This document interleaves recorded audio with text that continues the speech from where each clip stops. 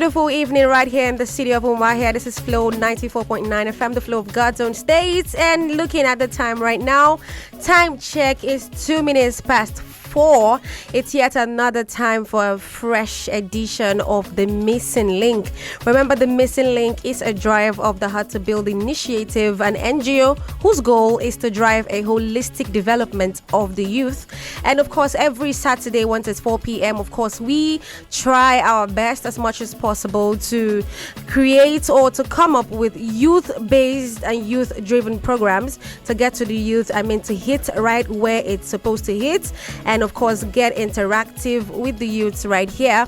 Today is not any different. So today on the show, we're going to be speaking about something that's of extreme interest to both the male and the female gender, especially people as you grow is something that a lot of people don't outgrow. People say, while getting older, you lose interest for a lot of things, but I don't think sports is one of those things. So, on that note, I want to introduce to you the topic of today on The Missing Link. It's youth and the game of football. Of course, we know that sports is a very, very diverse word. It's a diverse term. A lot of games come in play, but then today our focus is going to be on football. And as usual, we have 1/2 of the founders of the Heart to Build initiative with us in the studio. Onyera Nwachuku, good evening to you. Thank you, Dara. Good evening, listeners. What am I even? I'm a football enthusiast.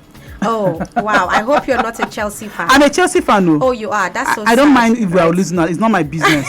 Chelsea for life. Such a faithful fan. Yes. That's nice. Okay. Yes. And of course, today we have been graced with his presence. Of course, we are also joined in the studio today by a special guest who is a veteran journalist, a politician, and a sports administrator. Most importantly, a former member of the Nigeria Football Federation, and also the founder of CAL Academy, CAL Football Academy in Umuahia right here. I'm talking about no other person than Chief Emeka Inyama. Good evening to you and welcome to the show. Thank you, very much. Pleasure. I prefer to be called a pastor now. Oh, a pastor. Okay, so pastor. I give you the chief. Oh, But I told him that he became a chief before pastor. Yeah, that's correct. Why are you trying to demonize a chief now? Yeah, but All things are passed away. Absolutely. Behold. All things are Now, Englishman write Bible. okay. So if you're watching or you're listening from outside Umuahia, of course we're live on Facebook at the moment, so you can go straight to our Facebook page, Flow 94.9 FM Umuahia, FLO space 94.9 space FM space Umuahia. Of course, join in the live streaming and drop your comments as usual. And then something I was about to say just before we go straight, for you to know that we're joined in by a sports guru. I was doing the introduction and his eyes were pinned to the screen. We're kind of multitasking at the moment. Chelsea Brighton is playing at the moment, and it's an equalized match, and he's playing. So let's talk about the importance of sports, especially to youths. I know that sports is one of those terms that you can also associate with unity and diversity. I know that sports is something that brings a lot of people together. So let's speak on sports and its importance, especially in the life of youths. Yes, go ahead. Yeah. Well, we don't need to overemphasize on the benefits of sports vis-a-vis the youths. As a matter of fact, sports is synonymous with youth because you can only thrive in the business of sports as a youth. Because the moment you're not a youth, you're either a coach, you're either an administrator, but for you to be a key participant in sports, be it football, volleyball, be it handball, be it athletics, you must be a youth. And I tell you, anybody above 30 begins to talk about retiring from the event. So you find out that for the sports thing to work, you must be youthful. One, it takes energy, it takes strength. You put in so much into it. Imagine somebody running 100 meters in 10 seconds. It can only take a youth at heart, a youth in person, and a youth all over. So youth and sports are synonymous. You cannot separate the two. Okay, so seeing as you are in the administrative arm of the sports business, when did that vision come? As a youth, did you not see yourself as a player? You know, a Did lot you of even people, play any when I was about? Yes, I did. Yes, I did. Yeah, so a lot of people might just want to be at the forefront. They want to be the superstars. They want to be the players. So how come you decided to toe the path of the administrative duty, you know, and going forward to own a football or a sports academy? Yeah, I didn't just come into administration. All my life, I've not done any other business apart from the business of sports. I played football as a young man in the then old Imo State in Manchester. I was the captain of Works United of Owerri, and I also played Spartans in 1980, which was the biggest club at the time in the old Imo State. In all my years from primary school, secondary school, university, and tertiary level, I played football, and I was either the director of sports or I was the captain of the football team. Now, how did your parents? Before now. Yeah.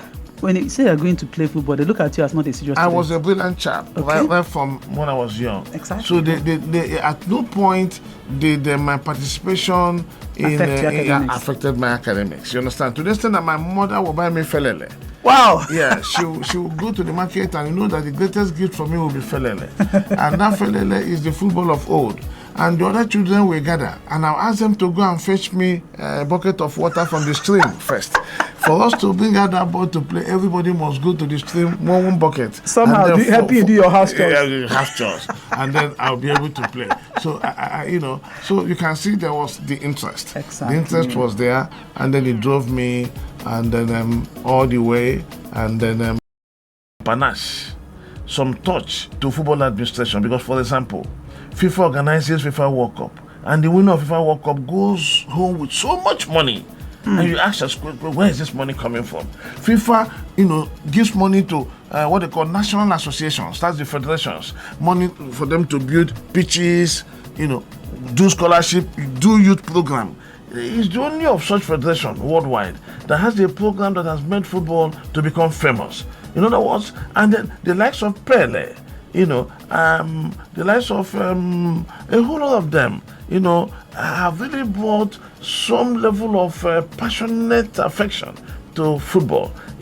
One, for 90 minutes, you are engrossed. For 90 minutes, you think nothing else. In Nigeria, we collapse outside Yoruba, it becomes one country. Exactly. When it's football, we're not looking whether you come from the north or south or west. You see, when we win, everybody wants to be part of it. Football is like a unifier. It's a unifier. I want to say that, I don't want to call marijuana. It's an opium. It's an opium. Yes, just like religion. Yes, it's not like religion. It's an opium. So it's a mass driver. Wow. Yeah. Okay, so also while you spoke earlier, I also picked something else about you saying football academies, especially Cal Academy, where you're the founder. Their own goal is to fuse education and football, so you don't have to leave one for the other. So we also see foreign movies. A lot of people who watch foreign movies, be it American or English movies, we see that children who play varsity sports in high school and colleges are being able to, with their good style of play, can earn scholarships in schools. So what do you think is stopping the Nigerian system from adopting that? It used to be here, Vera. It used to be here where scholarships were given on account of talent. Do you understand? But suddenly it died. We became too academic and left this other side. I'm aware that the likes of Patrick Ekeji, the likes of Segun Odebami, went to school, combined. Segun was in Ibadan and he was playing for the national team. Ekeji was University of Nigeria and Soka and was playing for the national team and Rangers. It happened. But today, the lecturers have refused, the school system, let me put it this way, have refused, like we hear them, to give credit to these students who oftentimes might have to leave school for a long time, trying to take part in that. So I will appeal to the institutions, higher institution authorities. But I don't think it's true. I don't think it's true. It is. Some institutions actually support them. University of Port Harcourt, yes, does. Even my own university where I work, I have seen them go for maybe you don't games. even have a good team. If you did, maybe we will know. Okay. So I would like to look at your team because if what a shoot, man. All right, so if you're just joining in now, we are speaking about youths, and of course, there are huge connection to sports. We're live on Facebook at the moment. Flow 94.9 FM Umuahia is the name of the page. FLO space 94.9 space FM space Umuahia. Send us a quick DM for any questions whatsoever that you might have, or drop a comment on the live stream at the moment. Okay, so it's time for us to take in calls live in the studio. If you're a youth who has passion for sports, football in particular, and you have any questions whatsoever, we have the founder of Kyle Football Academy, Umuahia, here with us. Kyle Academy and Football College. Okay, and Football College. I stand corrected. 0808 1826 949 or 0811 6052 949. The numbers again: 0808 1826 949 or 0811 6052 949. Okay, so let's talk about the myths that is synonymous with being a Nigerian. There's a lot of thoughts behind it, especially the fact that people say a lot of guys who get to play in the big stages or on the big stages in Nigeria are those who have quote-unquote connection in high places. I would round up that question right after this call. Hello, good evening to you. Good evening, my name is Michael. I'm from BSC. Okay, Michael, can you please speak a little bit louder? Thank you. Okay. All right, Michael, go ahead. So, how did keep the players out of the country? How do they take the players in the academy out of the country? Yes. Okay. Are you in the academy, by the way? All right. We're going to answer your question, all right? Thank you. All right, thank you. All right, so let's just pen that down for later. Is it the interest? Okay, so let's continue what I was saying. People have this notion for a long time that the talented ones are left behind just simply because they don't have the right contacts in Nigeria. They always say in the myth people have in Nigeria, especially, which of course you cannot really dispute. They say, "Oh, tell him I sent you," is way stronger than any qualification you have. So what can you speak about that particular mentality a lot of people have, that the talented ones are not given the opportunity to shine because they don't have the right contacts? Vera, to be honest, I won't come here and say that something like that does not exist. I mean, it's not a myth, it's a truth. Because the issue is that, let me give you an example. You want to do an open trial and you find out you have 1,000 applicants, youths that claim they can play, and you have less than a month to get your team. Oftentimes you depend on referrals of those that know that you think will be of help. But if we have a good and solid youth program, youth league, youth competitions, we used to have what they call Youth Fund, Youth Sports Federation of Nigeria, all over this country. There are no more. These were the avenues that we are using to pick players. You don't need to know nobody, but the coaches will go there and scout. They will see the boys. What's your name? Where are you coming from? Is there any number to get across to you on your parents? Because no good coach will see a good quality and ignore it. It is not possible. It's not possible. But we no more have those programs that unite. That's supposed to be an avenue to sport and see. Hello, man. We used to have academicals, that a forum where secondary schools come to play football and we pick them young. There's no more that. Governor's Cup does not exist again. And may I shock you, now 80% or more of colleges and secondary schools do not have football pitches again. So how are you going to get footballers at youth age? Those that are pro schools should make it compulsory that every school must have one, a basketball court, two, a football pitch, so that the youth can have avenue to train. Then we must ensure and return those competitions created for youths, where the youths will go and play. The scouts will come there and see them. It will reduce the issue of, I know you, you don't know me. Well, where these competitions are non-existent, you'll find that whenever there's a program, the coaches are embarrassed by the number of people that come there. And then what you have alleged, may be a truth. All right, you can keep the calls coming in 0808 1826949 or 0811 605 2949, 0808 1826949 or 0811 605 2949. All right, Pastor, it's enough to list the short comments. Let's talk about, sorry, let's just take this call. Hello. Hello, good afternoon. Good evening to you. Welcome to the show. What's your name? My name is Olivier Mewa. I'm calling from Ishalangwa North. All right, go ahead. Yeah. I have a little kid who is interested in football. May I know where the school is situated in the state? All right, thank you. Just keep listening. You'll get details shortly, all right? What? I say keep listening. Thank you. You'll get details shortly, all right? All right. Oh, okay. All right.